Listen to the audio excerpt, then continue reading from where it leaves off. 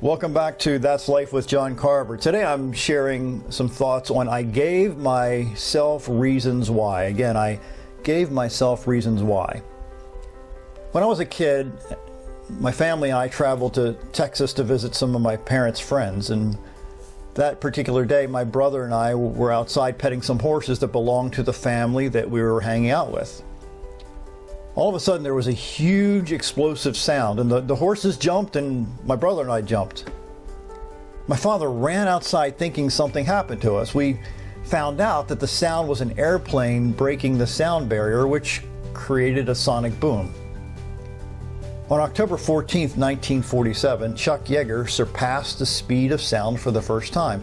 Up until that time, experts believed that terrible things would happen to the human being who attempted to reach the speed of sound. The experts, in quotes, were proved wrong.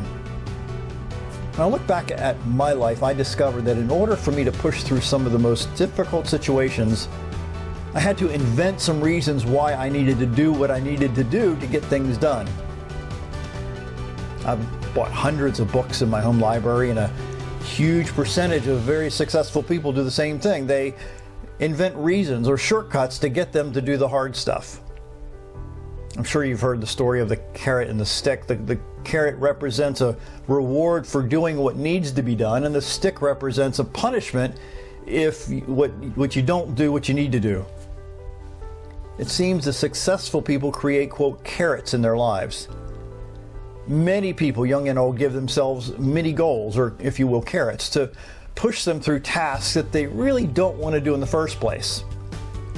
Yes, what I'm saying is they and we and maybe you play mind games with our own brains to force us to do what's not comfortable or enjoyable at the moment. Make no mistake, all those successful people you see in the movies and sports fields use the same technique. Author Tom Peters calls it benchmarking.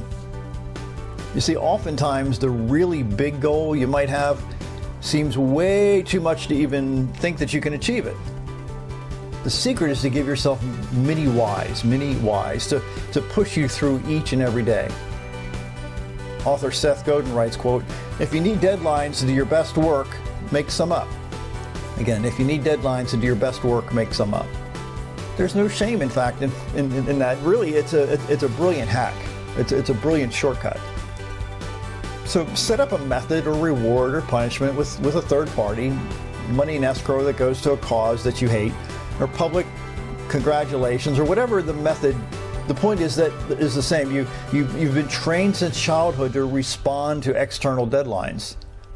So for many people, that's the only way to feel the magic of accomplishment. So if you need the last minute to be your best self, go manufacture some last minutes, somebody said. Repeating, very, very successful people find their life's work easy. But in my research, more than 90% of successful people use some form of what I'm explaining to you here. They give themselves mini whys. The great tennis star Billie Jean King said, quote, "Champions keep playing until they get it right." Again, champions keep playing until they get it right. Author Mark Twain wrote, quote, "The secret is getting ahead is getting started." Again, the secret of getting ahead is getting started. The secret of getting started is breaking your complex, overwhelming tasks into some manageable task and then starting on the first one, unquote. You see, it took me a really long time to get past the embarrassment of failing. I thought at the time that when I failed, it meant that I was a failure. Once I started the habit of reading about successful people, I realized that all of them failed many, many, many more times than they succeeded. So give yourself daily mini whys to do what needs to be done, even if you don't feel like doing it at the time. The experts will tell you that your goals cannot be achieved by you. Prove them wrong. Prove them wrong. My name is John Carver. Thanks for listening.